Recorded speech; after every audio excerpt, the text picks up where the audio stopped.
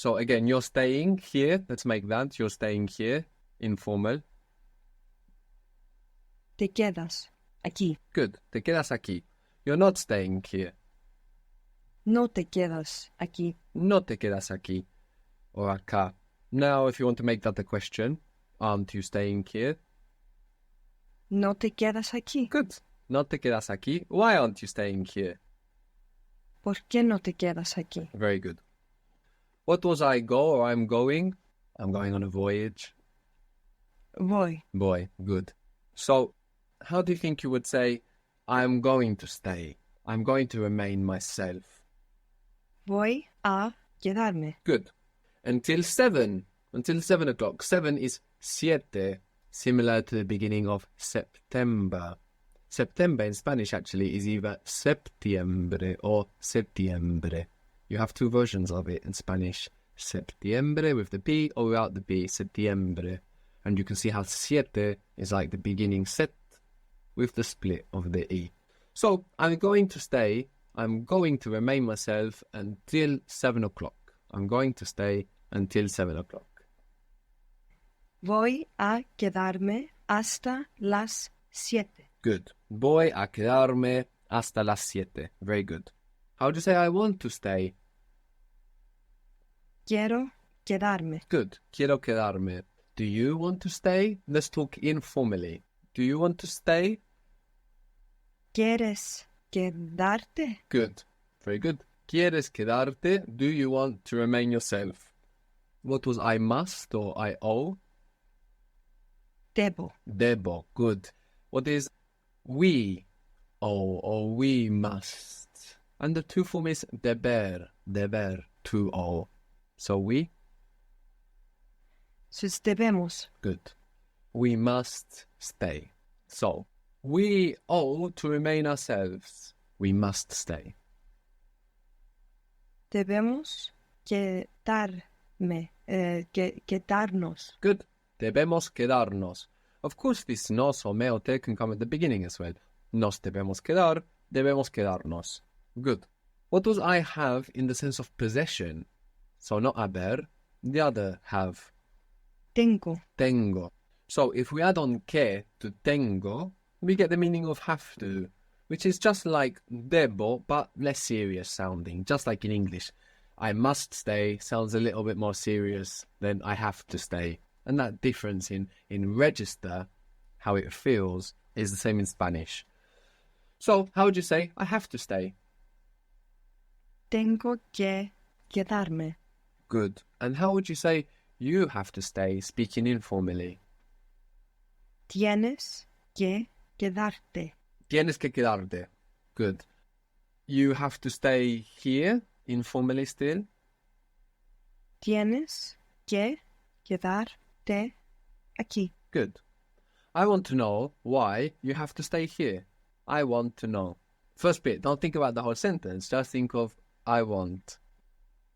Quiero saber Good. Quiero saber. Now forget that bit. Why por qué you have to stay here. tienes que quedarte aquí. Good. Very good. Quiero saber por qué tienes que quedarte aquí. Good. What does I can or I have the power to? Puedo Puedo. Good. I can stay. Puedo quedarme. Good. Puedo quedarme. I can't stay. No puedo quedarme. Good. No puedo quedarme. Do you remember how to say tonight? Or this night? Esta noche. Esta noche. Good. I can't stay tonight. No puedo quedarme esta noche. Good. No puedo quedarme esta noche. The true form of can is poder. Poder. And this always splitting when we stress it and say puedo. Poder. So how would you say we can or we are able? Podemos. Podemos. Very good. We can stay. Podemos quedarnos. Podemos quedarnos. We can't stay tonight. No podemos quedarnos esta noche. Good. No podemos quedarnos esta noche. What was to think? Or to be pensive? To think. Pensar. Good. Pensar. We think. Pensamos. Good. You think informal? Pensas. Good. It should be pensas. Piensas. Good. Piensas. What do you think? ¿Qué piensas? ¿Qué piensas? Good.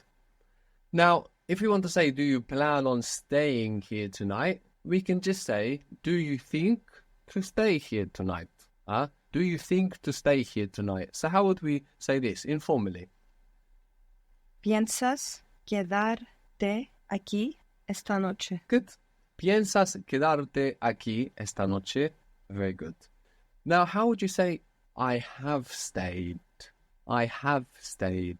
Or I have remained myself. I have stayed. He quedado me. He me quedado. I don't want you to guess and see where it feels good.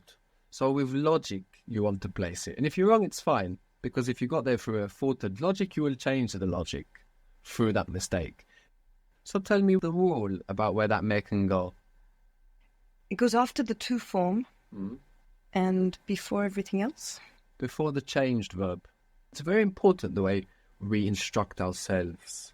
Now I'm giving you always the simplest way that we can instruct ourselves accurately. If I tell you before the verb and you tell yourself at the beginning, you lose something. You lose a certain clarity. Yeah, because nouns might come into the sentence and then... Exactly. Yeah. We have stayed, we have remained ourselves. Nos hemos quedado. Very good. Nos hemos quedado. We haven't stayed. No nos hemos quedado. Very good. No nos hemos quedado. You have stayed. Informal. You have stayed. Te has quedado. Good. Te has quedado. Make it a question. Have you stayed? Te has quedado. Good. And let's be emphatic now. Let's say the word for you. ¿Tú te has quedado? Good. Tú te has quedado. Let's make it negative now. Haven't you stayed? ¿Tú no te has quedado? Good. Tú no te has quedado. Good. Llamar in Spanish is to call or to phone, to telephone. Llamar. El, which we said is pronounced like Y in most of Spanish-speaking world. To call. Llamar. How do you say I call? Llamo. Llamo. If you want to introduce yourself, instead of saying my name is, in Spanish, it's much more common to say I call myself. Me llamo. Me llamo. And then you can introduce yourself. Me llamo Mijalis, for example. How would you say you call yourself? Informal. Te llamas. Good. Te llamas. If you want to ask the name, you will say how do you call yourself? And the word for how is como. Como. ¿Cómo? So how do you call yourself? ¿Cómo te llamas? Good. Como te llamas? You might have heard this around and not understood actually how it's being constructed. And now we understand it. It's how do you call yourself? Como te llamas?